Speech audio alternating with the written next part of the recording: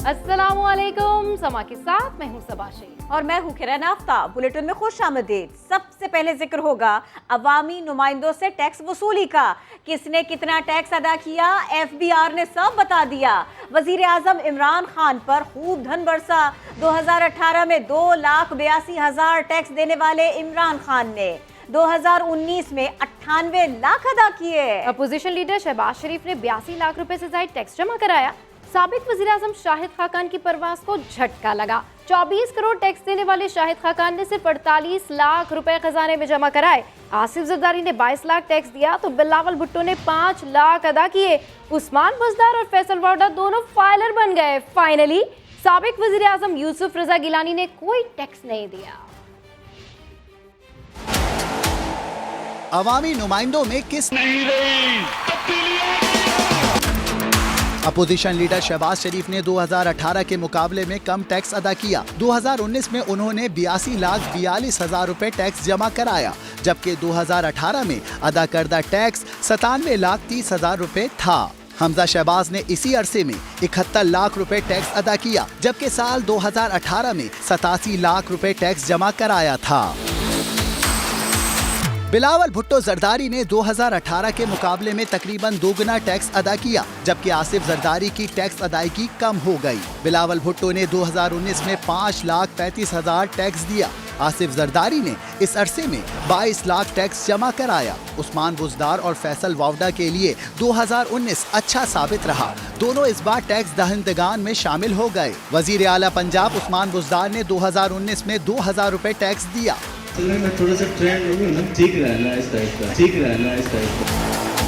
फैसल वावडा ने 11,62,000 रुपए टैक्स जमा कराया। वजीर आला सिंध मुराद अली शाह ने 2019 में 11 लाख रुपए टैक्स दिया। वजीर आला खैबर पख्तूनख्वा महमूद खान ने 66,000 रुपए टैक्स अदा किया। साबिक वजीर आला बलूचिस्तान जाम कमाल ने 1 करोड़ 17 लाख रुपए टैक्स दिया। शाहिद खाकान अब्बासी ने साल 2019 में 48,71,000 रुपए टैक्स दिया, जबकि 2018 में उन्होंने 24 अवाम में 8 लाख लोग अगर टैक्स देंगे वो मुल्क ज़्यादा देर नहीं चलेगा। यहाँ पैसे वाले लोग हैं, बड़े बड़े घरों में रहते हैं, बड़ी बड़ी गाड़ियाँ चलाते हैं, टैक्स ही नहीं देते।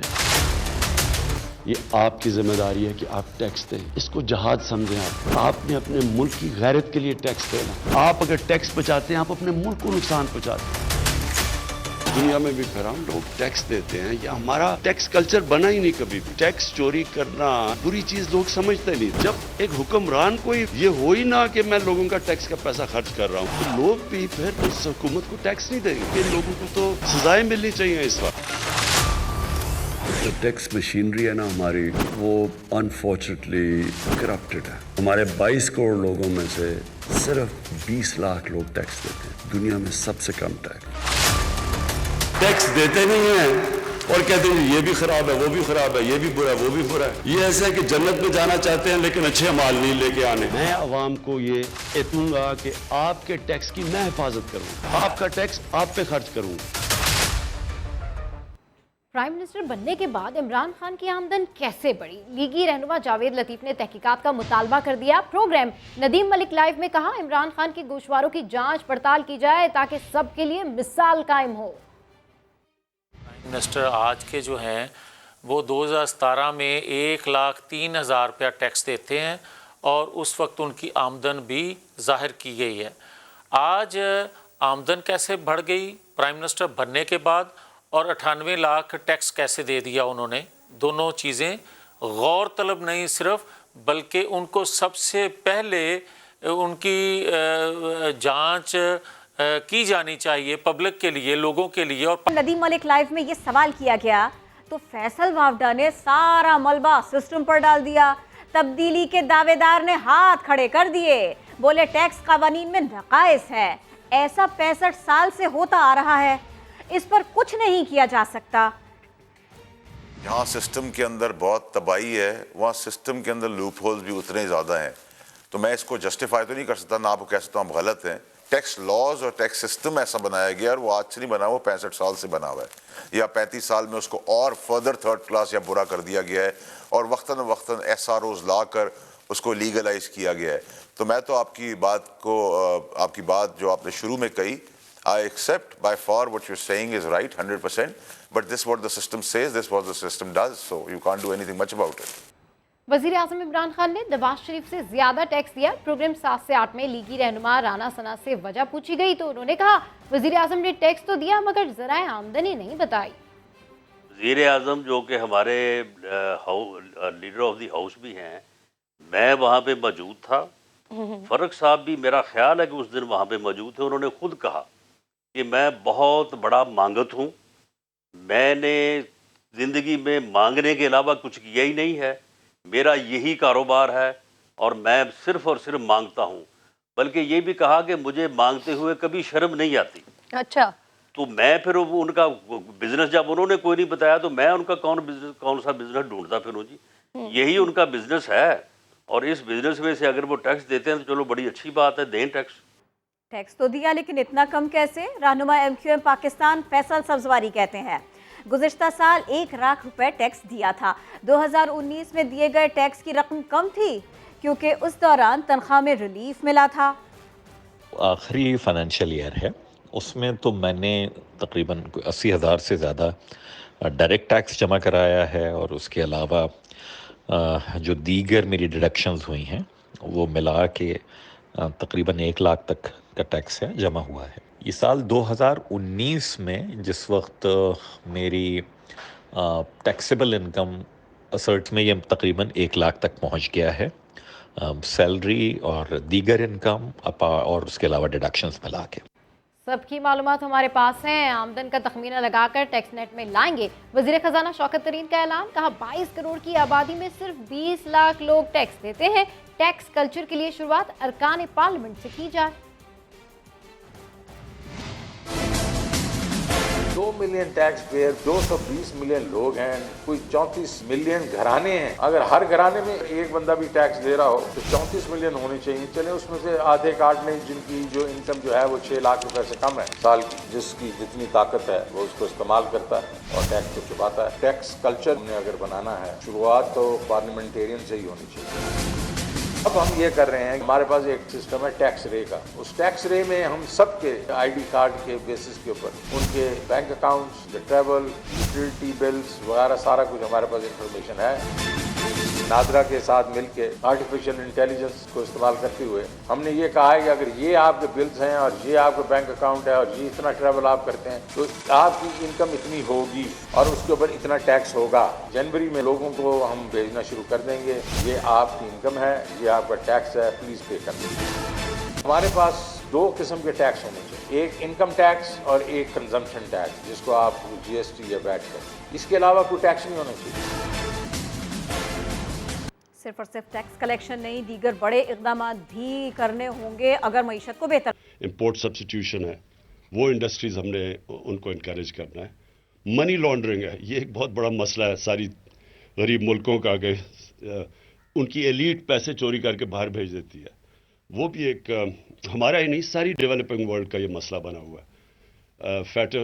वो जो फैक्ट टाइप पैनल थी यूनाइटेड नेशंस सेक्रेटरी जनरल की, वो कहता है कि 1000 अरब डॉलर हर साल गरीब मुल्कों से चोरी होकर अमीर मुल्कों में चला जाता है।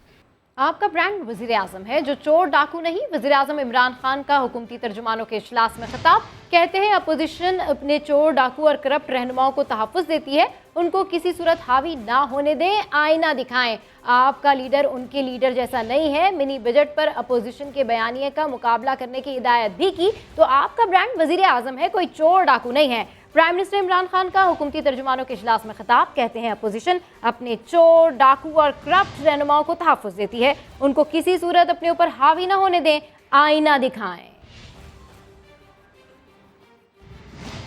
वज़ीर मुमलिकत बराए इत्तलात फ़र्रुख हबीब ने दावा किया कि स्क्रूटनी के दौरान मुस्लिम लीग नून के 9 खुफिया अकाउंट्स पकड़े गए। पीपल्स पार्टी ने भी अपने अकाउंट्स छुपाए।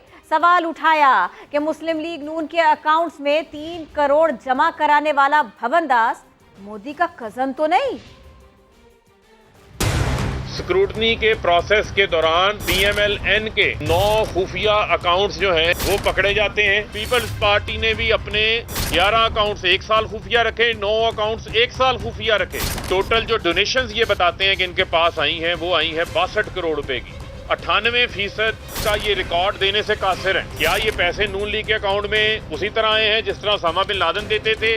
भवन दास 3 करोड़ रुपया जमा करवा देते हैं। भवन दास कहाँ का रहने वाला है? को मोदी का कजन तो नहीं है जो पैसे जमा करवा रहा था? लूट मार के पैसे को वाइड करने के लिए पार्टी अकाउंट्स को भी जो है वो इस्तेमाल किया गया है। ये आए थे ना इसी इलेक्शन कमीशन के बाहर एहतजाज करने। पीटीआई के केस का फैसला करें। मरियम साहिबा, नून लीग के केस का फैसला किसने करना है? बिलावल साहब, पीपल्स पार्टी के केस का किसने फैसला करना है?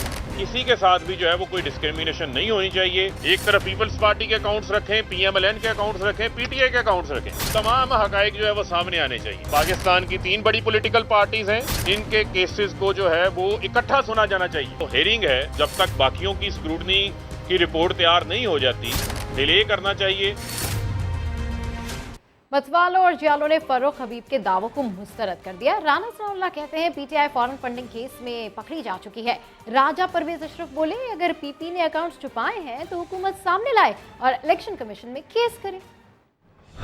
फर्रुख हबीब के इल्जामात में कोई सदाकत नहीं। वजीर मुमलकत के दावों पर राना सनाउल्लाह का रद्द-ए-अमल। कहा Tehreek Insaf foreign funding case में पकड़ी जा चुकी है।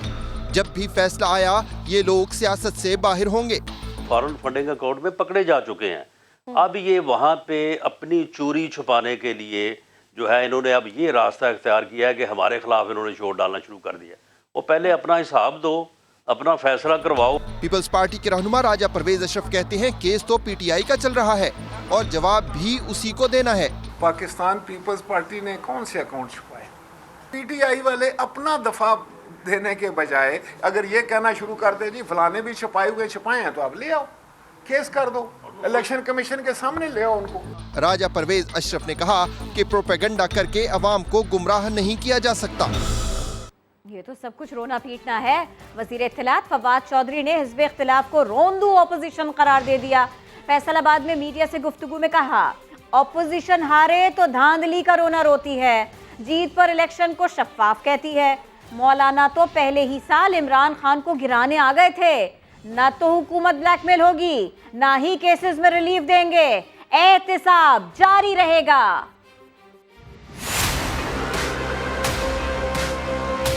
हारेंगे इलेक्शन तो फजलुर रहमान और ये कहेंगे धांधली हुई है, अगर आप जीतेंगे तो आप कहेंगे इलेक्शन सही हुए। रोंदू अपोजिशन है। मौलाना फजलुर रहमान साहब कह रहे थे कि वो आएंगे और कोई मार्च वगैरह करना चाहते हैं। वो पहले ही साल आ गए थे। इमरान खान को गैर मुस्तहकम करने की कोशिशें आपने पहले साल करके देख ली, आपसे नहीं हुए। हर 3 महीने बाद ही किस पर आती हैं तो पाकिस्तान को तो बहुत नुकसान होगा। पीटीआई मुल्क की सबसे बड़ी सियासी जमात है। पीएमएलएन जो है वो सेंट्रल पंजाब की पार्टी है। पीपल्स पार्टी है वो सिंध की पार्टी है। पाकिस्तान में बड़ी सियासी जमातों की जो नाकामी है उसका पाकिस्तान को फायदा तो नहीं होगा। बड़ी जो सियासी जमातें हैं उनको अपने रवैयों के ऊपर और अपनी सियासत पर नजरसानी करनी चाहिए।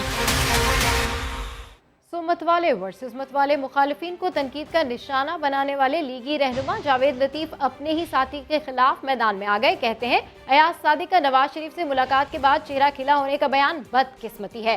साबिक स्पीकर ने कहा था कि उनका चेहरा देख लें, आपको पता चल जाएगा कुछ होने वाला है। मेरा मुंह लटका हुआ नहीं है, मेरी बातें खिली हैं, मेरी मुस्कुराहट आपको बता रही होगी कि कुछ होने वाला है। किसी प्रोग्राम में उन्होंने कहा कि मेरे चेहरे को देखें, बड़ा खिला हुआ चेहरा है। तो ये बदकिस्मती है। अयाज सादिक के बयानात को बदकिस्मती कह रहे हैं। किस चीज़ को बदकिस्मती कहा आपने? मैं अयाज सादिक साहब ने जो कहा उसको भी बदकिस्मती समझूंगा। इनकार, तकरार, फिर तनकीद के बाद तफसीलात थोड़ी सी देर में जानिए। वजीर दाखिला शेख रशीद ने ऑपोजिशन को होश के नाखून लेने का मशवरा दे दिया। वजीर आला पंजाब उस्मान बुज़दार से मुलाकात में वजीर दाखिला बोले कानून हाथ में लेने की किसी को इजाज़त नहीं दी जा सकती। ऑपोजिशन टोले के हाथ से वक्त रेत की तरह निकलता जा रहा है। उस्मान बुज़दार ने कहा सियासत में रवादारी और बर्दाश्त के कायल हैं। नफरत के बीज बोने वालों को अपने गिरबान में झांकना चाहिए। तर्जुमान सिंध हुकूमत मुर्तज़ा वहाब ने सेहत इंसाफ कार्ड को पीटीआई हुकूमत का बड़ा स्कैंडल करार दे दिया। कहा यह कार्ड इस बात का एतराफ़ है कि तहरीक इंसाफ सरकारी अस्पतालों की हालत ठीक नहीं कर सकी। सेहत कार्ड भी एक बहुत बड़ा स्कैम है जो कि पीटीआई की जानिब से स्टार्ट किया जा रहा है। ये सेहत कार्ड लाना इस बात का सबूत है कि पीटीआई इस बात का एतराफ़ करती है कि वो पब्लिक सेक्टर अस्पतालों को अपनी हुकूमत में ठीक नहीं कर पाई है। सरकारी अस्पताल को वो पैसे दे के आप इम्प्रूव कर सकते हैं, लेकिन जब सरकारी अस्पताल को आप पैसे देकर इम्प्रूव करेंगे तो उसका फ़ायदा आवाम को होगा, सरकार को होगा। आपके जो अपने दोस्त यार हैं, आपकी एटीएम्स हैं, जिनके प्राइवेट अस्पताल हैं, उनको तो वो पैसे नहीं मिलेंगे। तो आपने सरकारी फंड्स को प्राइवेट सेक्टर अस्पतालों में डाइवर्ट करने का ये नया तरीका निकाला। तनकीद न करें, अपने गिरेबान में झांकें। तर्जुमान पंजाब हुकूमत हसन खावर ने मुर्तज़ा वहाब को करारा जवाब दिया। कहा, सेहत कार्ड पर तनकीद करने से पहले सिंध के तबाह हाल निज़ाम सेहत को देख लीजिए ज़रा। हसन खावर का कहना था, मुर्तज़ा वहाब का बयान वफाक को नुकसान पहुँचाने के बराबर है। पीपल्स पार्टी को सिंध के अवाम का एहसास है, ना ही मरीजों का। थर में बच्चों की अमवात पीपल्स पार्टी हुकूमत की नाअहली और नालायकी का बड़ा सबूत है। वज़ीर-ए-आज़म इमरान खान का 10 अरब रुपए हट जाने का दावा। ख्वाजा आसिफ ने वज़ीर-ए-आज़म के बयान पर जरा कहा खत्म करने का सेशन जज का फैसला इस्लामाबाद हाई कोर्ट में चैलेंज कर दिया। ख्वाजा आसिफ ने दरख्वास्त में मौक़िफ़ अख्तियार किया कि बीमारी के बायस 17 दिसंबर को पेश ना होने से पेशगी आगाह कर दिया था। उसके बावजूद ही कोर्ट के जरिए वज़ीर-ए-आज़म का बयान रिकॉर्ड कर लिया गया। एडिशनल सेशन जज ने जल्दबाजी में कानून का हवाला दिए बगैर फैसला सुनाया। मातहत अदालत का जरा का हक खत्म करने का हुक्म कलअदम करार दिया जाए।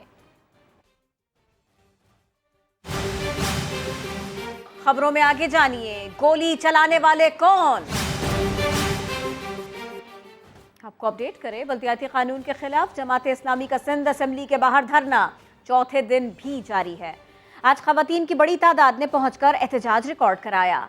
हाफिज नईमुर रहमान ने कहा, धरने से उठाने का सोचा तो नताइज भुगतना होंगे।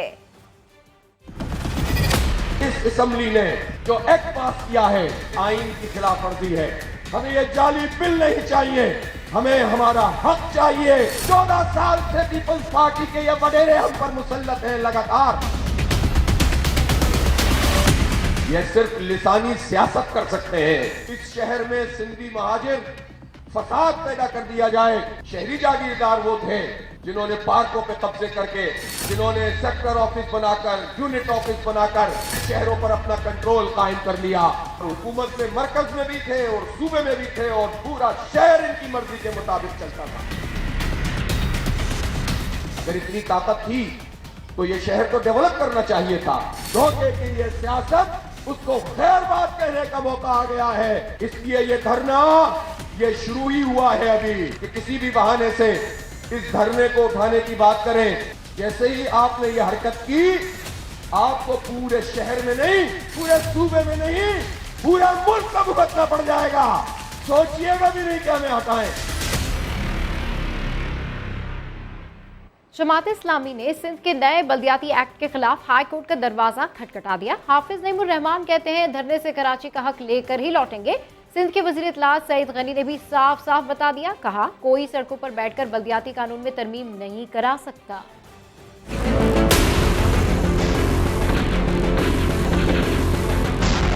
हम तो आए हैं यहाँ पर कराची का हक लेने के लिए। हम उस असेंबली के सामने धरना दे रहे हैं जिस असेंबली ने आइन के बरखिलाफ ये काम किया है। सीएम हाउस का प्लान भी मौजूद है और जितने प्लान आप सोच सकते हैं इस शहर में आवाम को हक दिलाने के लिए जो हमें पुरअमन तरीके से करना पड़ा वो हम करेंगे। हालात की जिम्मेदारी हुकूमत को। जो तरामीम हमने की हैं उसको उठा के पढ़ दीजिए। हमने इख्तियारात में इजाफा किया है। सिंध हाई कोर्ट के जजेस से हमारी दरख्वास्त है, इसको कलअदम करार देते हुए वो और उस ऐसी हिदायत जारी करें जिसके नतीजे में ये बल्दियाती हुकूमत बाइख्तियार बने।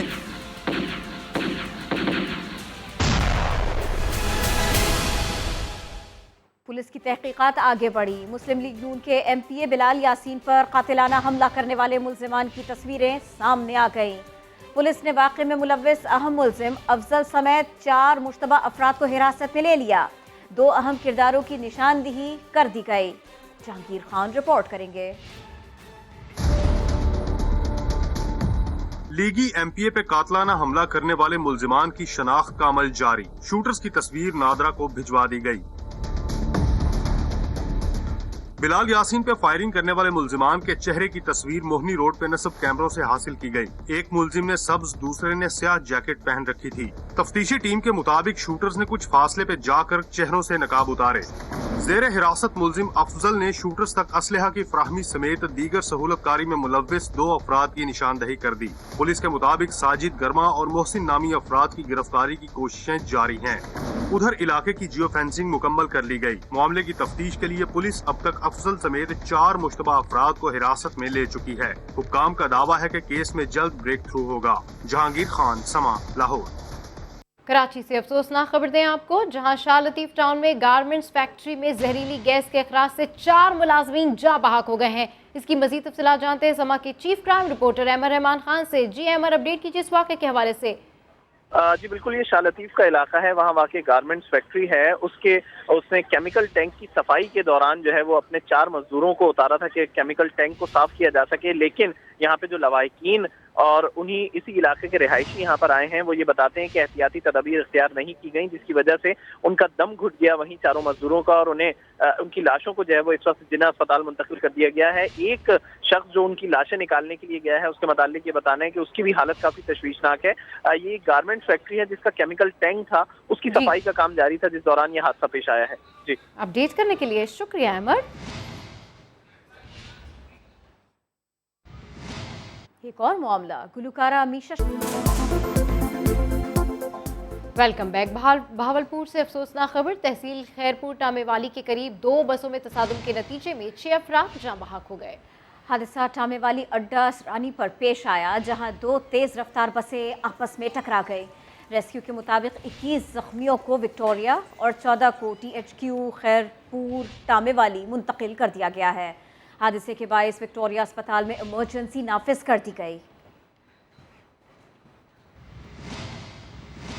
पाकिस्तान में ओमिक्रॉन का फैलाव तेजी से जारी है। कराची में 10 ओमिक्रॉन केसेस रिपोर्ट हुए। वज़ीर आला सिंध ने कराची और हैदराबाद में वैक्सीनेशन मुहिम तेज करने की हिदायत कर दी। फैसल सुल्तान ने लॉकडाउन के ऑप्शन पर फुल स्टॉप लगा दिया। डायरेक्टर स्पोर्ट्स समा शाहिद आफरीदी कहते हैं कि उनका ख्याल है कि मोहम्मद हफीज अभी क्रिकेट छोड़ना नहीं चाह रहे थे, वो मजीद खेलना चाहते थे, मगर अच्छी बात है हफीज इसे इशू नहीं बनाना चाह रहे। हफीज के केस में भी बोर्ड और खिलाड़ी के दरमियान कम्युनिकेशन का मसला नजर आया। आउटस्टैंडिंग क्रिकेट करियर रहा है पाकिस्तान की, बहुत बड़ी आउटस्टैंडिंग मैच विनिंग परफॉर्मेंसेज रही उस लड़के की, और जब तक ताल्लुक है कि पीसीबी के साथ मैं ये समझूंगा कि थोड़ा सा उसके स्टेटमेंट में सुन रहा था, देख रहा था, इंसान बॉडी लैंग्वेज से पहचाना जाता है, तो मेरा नहीं ख्याल कि उसने कोई उसकी वो नहीं, मेरा नहीं ख्याल कि वो इतनी जल्दी भी क्रिकेट छोड़ना चाह रहा था, वो खेलना चाह रहा था क्रिकेट। लेकिन मुझे ये फीलिंग आ रही है कि कहीं वही जो बात मैं हमेशा से कहते आया हूँ कि क्रिकेट बोर्ड एंड प्लेयर्स का जो कम्युनिकेशन का अल्फाज मैं हमेशा इस्तेमाल करता रहता हूँ, वो मैं समझता हूँ कि मुझे हफीज के केस में भी नजर आया है। मुझे आई नो हफीज उसको नहीं करना चाह रहे, इशू नहीं बनाना चाह रहे होंगे, अच्छी बात है, लेकिन मुझे ये फीलिंग स्ट्रॉन्ग फीलिंग है। बात ना करना मसला, बात करना मसला। साबिक कप्तान सरफराज अहमद ने तौसीफ अहमद को जवाब दे दिया। बोले कमरे की बातें कमरे में रहने दें, अगर वो बोलना शुरू हुए तो बहुत से लोगों को बहुत बुरा लगेगा।